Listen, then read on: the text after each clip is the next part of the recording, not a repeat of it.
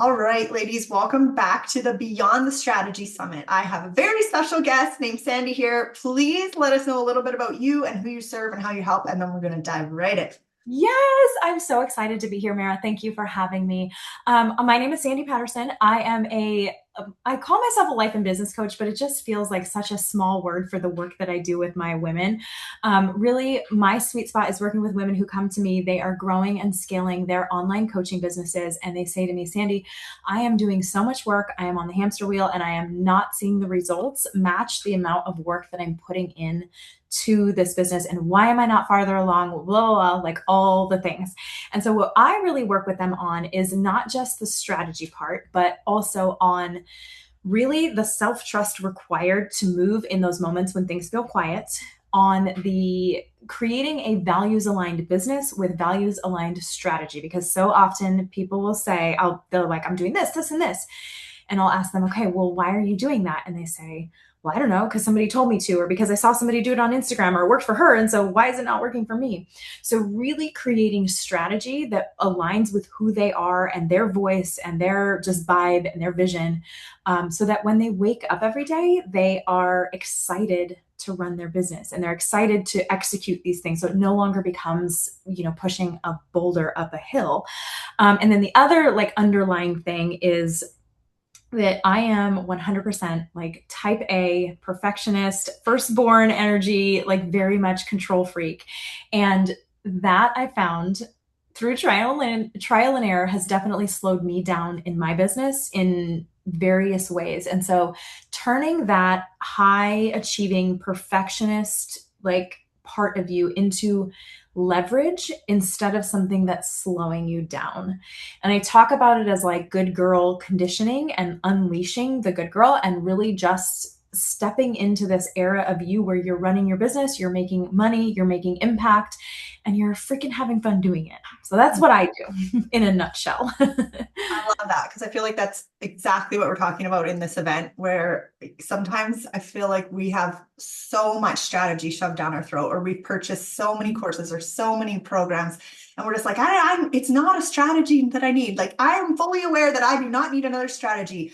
And sometimes, like you said, sometimes it's about like choosing a strategy that matches, you said values. I always say like matches the capacity for the season of life you're in, because I work with mostly ambitious moms. I'm sure you have quite a few of those in yours too. But I find that when we first come into the online space, there's so much noise and there's so much excitement and there's all these shiny objects, and we run after these things and we forget to, like, for me, I was ex-corporate. I was making six figures in commission sales before I left. And I really came into this space with the same like toxic hustle, masculine energy, you know what I mean? Like that type of drive. And my ambition had to change when I became a mom. And I find that so often when we're forcing strategies or forcing ourselves to do these things, like you said, pushing a boulder up a hill. I mean, there are seasons of hustle and flow in your business, of course, but how do you actually like walk somebody through how to choose a strategy that works for them? And then we're going to dive into what's next afterwards. Oh my gosh, absolutely. So the first thing I think there's a big misconception when you come in, just like when you come into entrepreneurship or business ownership, and you just touched on this a tad, but that a lot of people think that there is a right way and a wrong way. So like I have to find the right strategy, and there's this right thing that everybody else knows but that I don't know, that if I can just uncover what that one thing is, then I'll like my business will blow up and like I'll start making money and the clients will be rolling in and all the things. So dismantling that belief that there's a right and a wrong way is always first. So there's no right or wrong. Like all we're going to do here is we're going to pick something that sounds fun to you. And we're going to look at all of the different options. We're going to pick the one that sounds fun to you. And we're not going to attach to the outcome. We're only doing this to get the data, to get information about what happens. And then we pivot from there, knowing that business is obviously, and strategy is really, really fluid. So from there, then I'm like, okay, what sounds fun to you? And also what sounds awful to you? And a lot of times people have a hard time answering that because we're so used to looking outside of ourselves for the answer. Like, so when I say, what okay, we're going to work on sales or marketing or whatever it is. What sounds fun to you? And they're literally like, I don't even know. Yes. So then it's like we brainstorm, we look at all the options, we say what sounds fun? Like what's going to light you up when you put your feet on the floor and you skippity skip into your office to work for the day? What's going to be fun for you versus what's going to feel like a drag? Like what are you going to avoid at all costs, you know? So So that's excited that we connected because I talk about this all the time and I call it finding your fire first, which is like what lights you up, what you want to do instead of what you should do. Because we're so yes. conditioned through life and through society and through school that even I was saying the other day, my 10-year-old, he's bringing his math homework home to me and I'm like, I don't know how to do it the way they're teaching you how to do it. I know how to do it the way I do it. And he's just like, well, I can't do it that way or I'll get the question wrong, because they didn't Yeah. show the work the way they're teaching. And but that's how we come out of school and then we go into life and they're like, especially when you step into entrepreneurship, because there's nobody telling you what to do over your shoulder. You're There's nobody telling you what to do. Yeah, yeah, I know. I was actually a teacher and I have two boys too, so I feel like the homework thing. Like I'm like, let me just chat GPT this here. yeah. Like let me see. I'm not sure. But I've heard the same thing from my boys too. Like that's not how they told me to do it. So and I actually was a teacher and I look back and I think of how many like how many kids have I ruined? Like, how many future entrepreneurs have I like ruined into thinking that there's like a right and a wrong way? Because that's what we're taught. Because that's at scale how you're able to manage a group of 35-year-olds, right? Yes, So, exactly. anyways, yeah, yeah, No, I like that. I also think that there's a lot of strategies out there that are not conducive to how moms have to work, especially oh, how old your kids are or what's going on with them and stuff. And yeah, so I feel like when I came into the space, it was very like also very fake it till you make it, just like corporate. So it's just like perform, posture, fake it till you make it, put the right words out there. What are other people saying that's converting and whatever? And then you almost go through this like crisis where you're like, but I don't like this is where imposter syndrome comes from because I don't want to yeah. claim things that aren't true. I don't want to pretend. I literally want to like be myself and find the people that I want to work with by being myself. And it sounds so easy and generalized to say like just be more of yourself, but like how do you actually walk somebody through how to show up like as themselves more authentically? That is the $1 million question right there. And I think that that is something that well, not I think, I know that this is something that I've been on my own personal journey around because I mean, like you said, for various reasons, the conditioning and all of the things and seeing how that shows up. So I really believe when someone has made a decision to no longer play by like the BS and the rules essentially, and that they've decided like I just want to get more in touch with who I am and show up in that way so that when clients come into my world, they're coming into my world for me, not just because they think that I've been wearing this mask of somebody that I think that they need. The first step is always, always awareness of where and how this shows up. Because if you're not aware of something, you literally cannot change it. So it's being aware, and I call it the good girl conditioning, like being aware of where that conditioning is showing up. And it shows up in ways that I think we don't even realize or notice because it's just running in the back. That's just how we move. That's just how we go. So intentionally saying, I'm going to look at where this is showing up, whether it's showing up in people pleasing, perfectionism, stalling out, to like doing the research, staying in the research mode. There's so many different ways that this pops up. But noticing it and then making a conscious decision to go, okay, what am I feeling shame around? What am I feeling scared for people to see and to know? And then uncovering that and going down that vein because that's where that shame is where that conditioning lies, because if you're hiding it, you can't do anything. Like it thrives in the dark, right?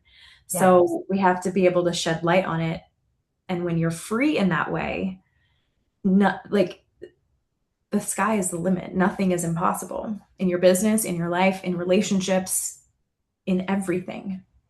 I want to dive into this part specifically because this is where I find so many women get caught up because it's one thing to hear this in theory, but like you and I have connected so quickly because of shame that we have literally admitted out loud. Literally I mean, immediately. Yes. some Yeah. of the content that I've seen from you in the last few days, because we've literally only known each other for this is the first time we've talked. So for anybody listening, like we have literally messaged on Instagram. We are in a mastermind together that we both joined the same day, which was like a week and a half ago or something. And we have already seen insane amounts of like honesty, raw, real truth come out. And this is something that I struggled with for years, was not sharing the parts of myself that I thought would not make sense for somebody who was looking to hire me, because I thought that I had to have everything figured out, or I had to be on the other side of it in order to share it.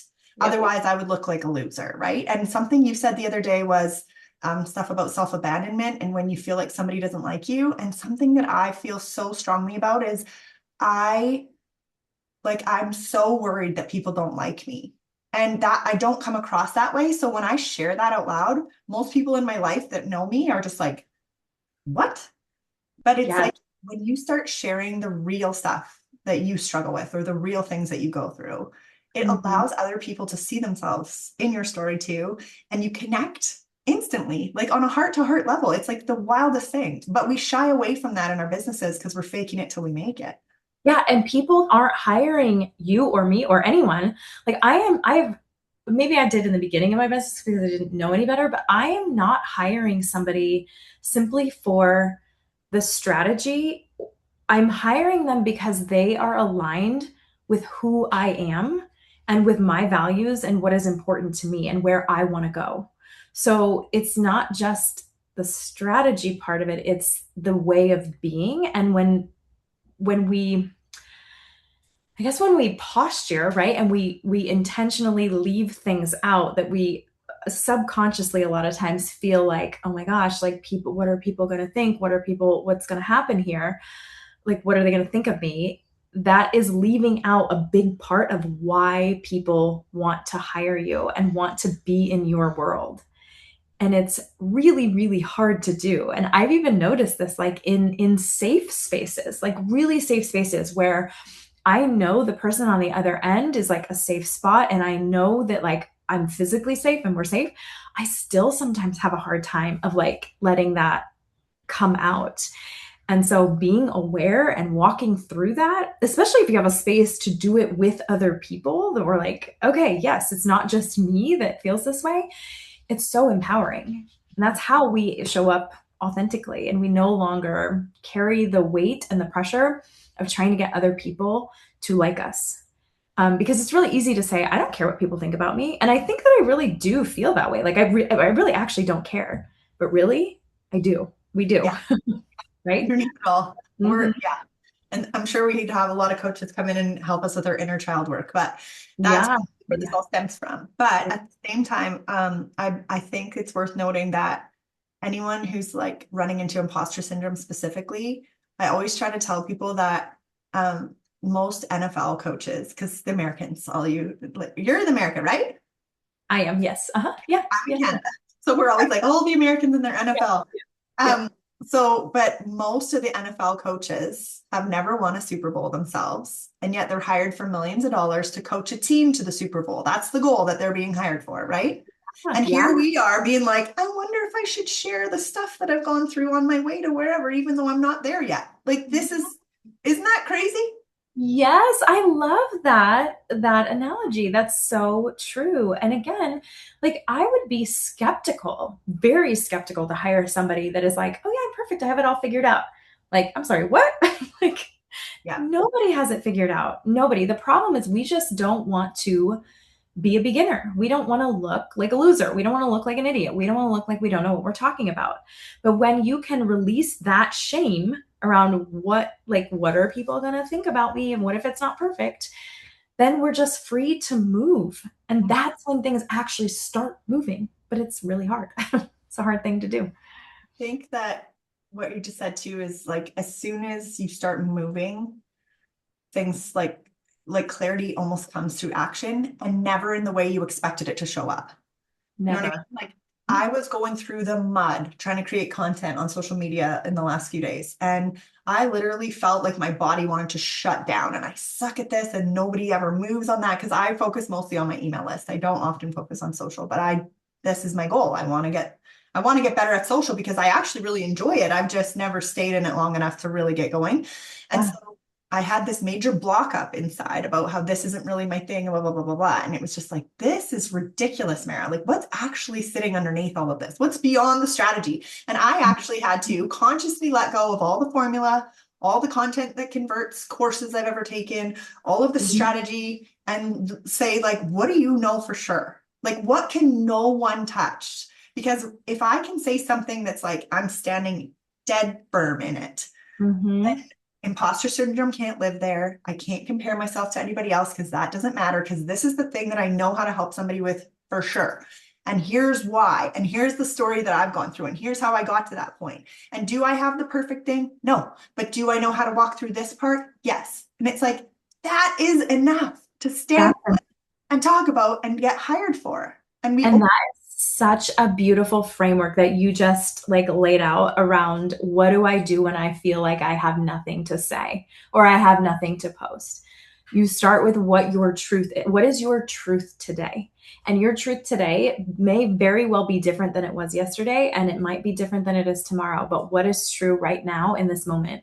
And where can you anchor into that? And then, like you just said, share the story, share how you do it. Like, there it is, bam, that done. talking about anchors a lot lately, because ambitious moms need anchors in their schedule, in their business. Otherwise, we get pulled off course all the time. And so it's like, what a wild ride. The other thing I wanted to say, something that you just like spiked for me. Oh, I decided what I'm going to do is start putting out just whatever is real me 3 times a day, just to Mhm. put it out into the universe. And I'm going to stop worrying about who's reading it and I'm stop worrying about who's seeing it. Like, you know what I mean?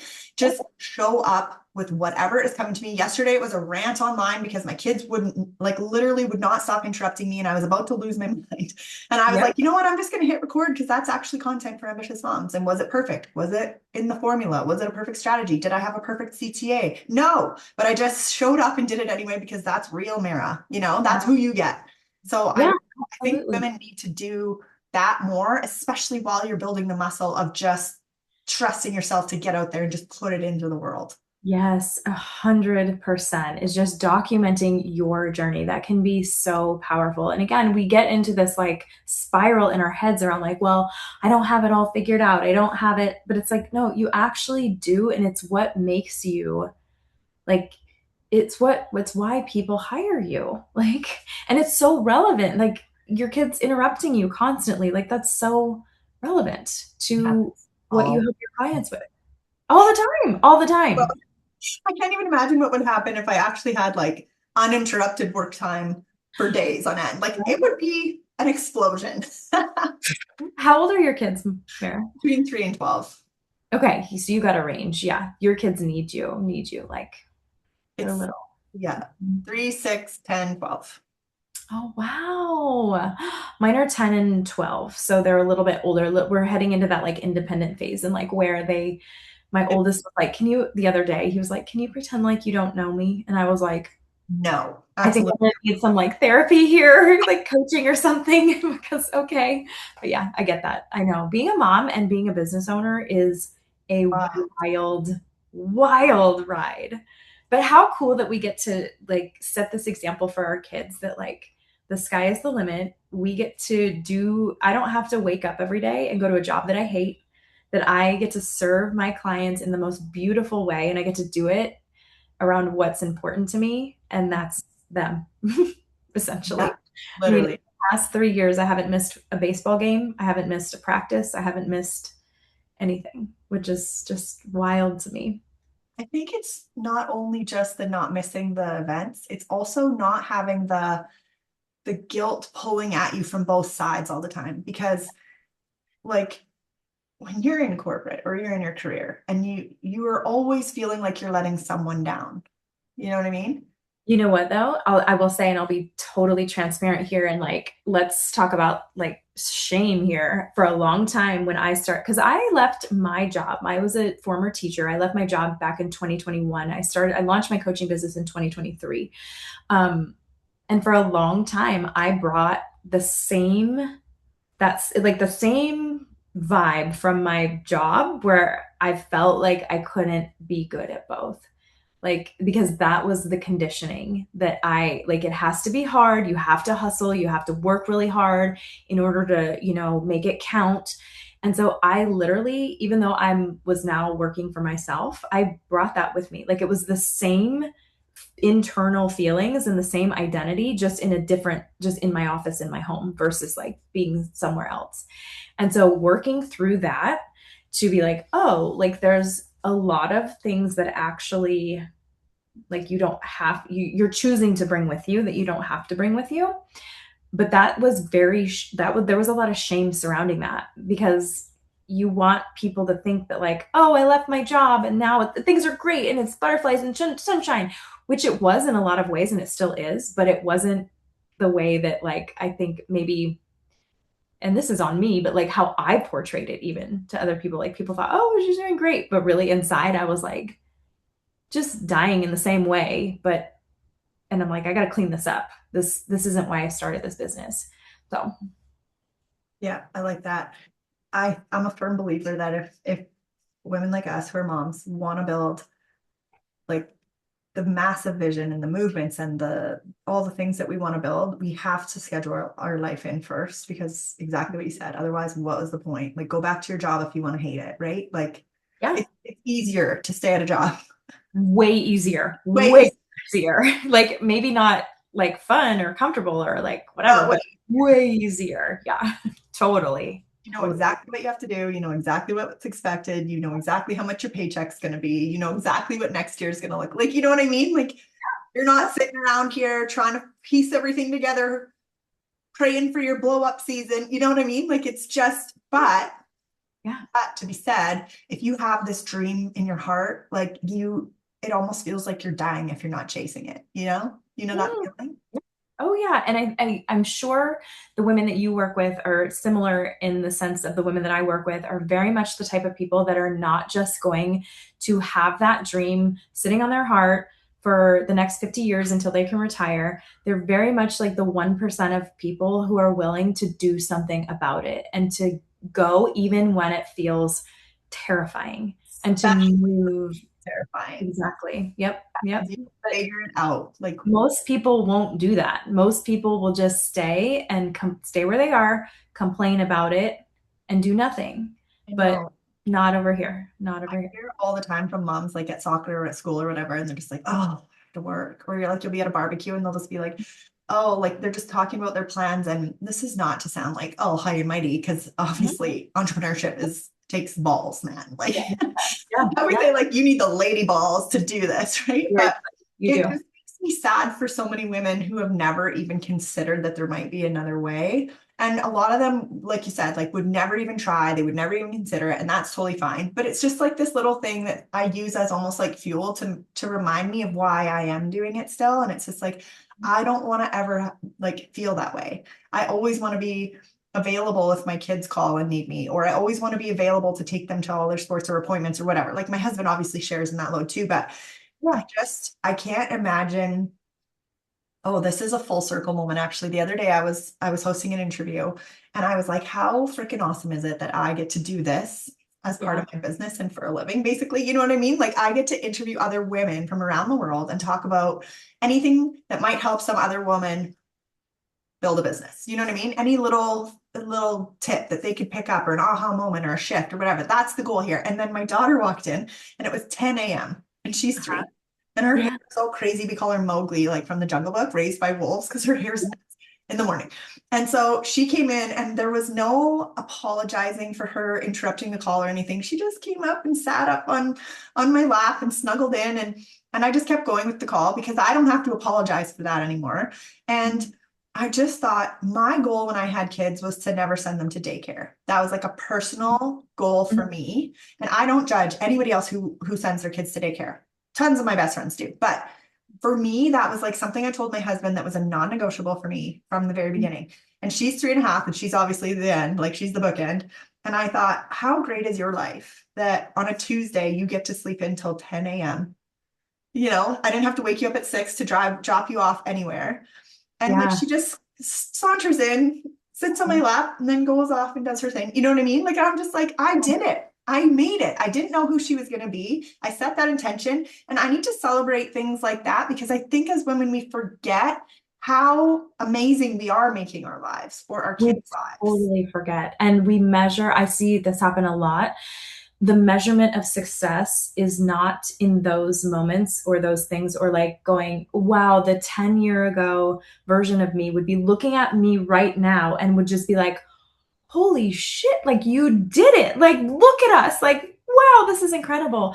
But we measure things based on, how many clients I have, how much money is in my bank account, like all of those external things that in the grand scheme of things are most likely not why you started your business in the first place. We start our businesses because we know there's another way, there's more out there, and we know that life is precious. And I want this time to be with, oops, did we cut out? Oh, you cut out, but There you're we back.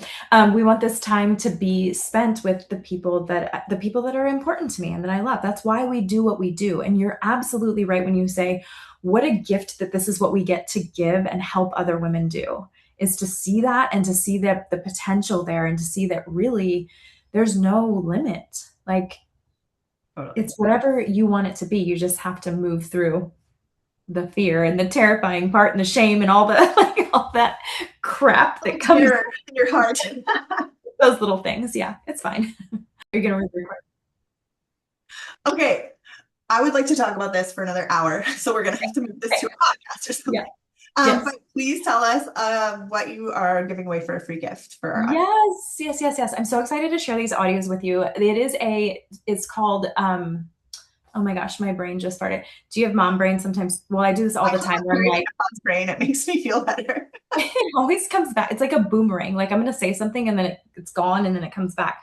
Listen, It's called this I zero playing. Go ahead. You go. I watered my lawn with straight hot water the other day. That's how Oh, my so nice. don't feel bad if you can't remember the name of your freebie. Okay, So go. it's called the Zero Cling Sales Challenge, and it is a collection of audios all about how to detach from the outcome. Because if you can detach and not make anything mean anything about you, anything, whether it's sales, like anything in your business, you're going to move a lot faster. So I'm super excited. It was a great challenge. I ran it last year. You're going to like, your audience is going to love it. Yeah, enjoy, dive in.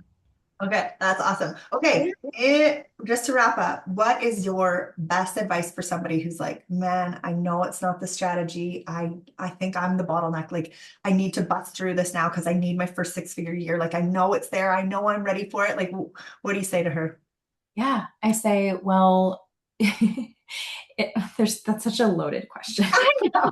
Give So, me your one-liner, your best one-liner. my best one-liner. Okay, she knows it's her. I would honestly say, what are you feeling shame around? Like that's where I would go with this. In this moment right now, I would say, what are you feeling shame around?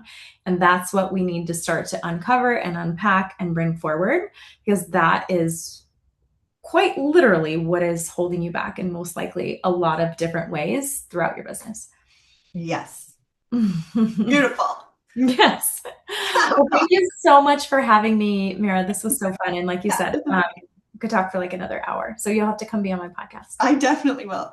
Okay, ladies, I will drop the link to her Telegram challenge so you can grab those audios to detach from the outcome in your sales process. And then also I'll drop her links so that you can go connect with her because she's amazing. Go see her on Instagram. Okay, thank you, Sandy. Mira.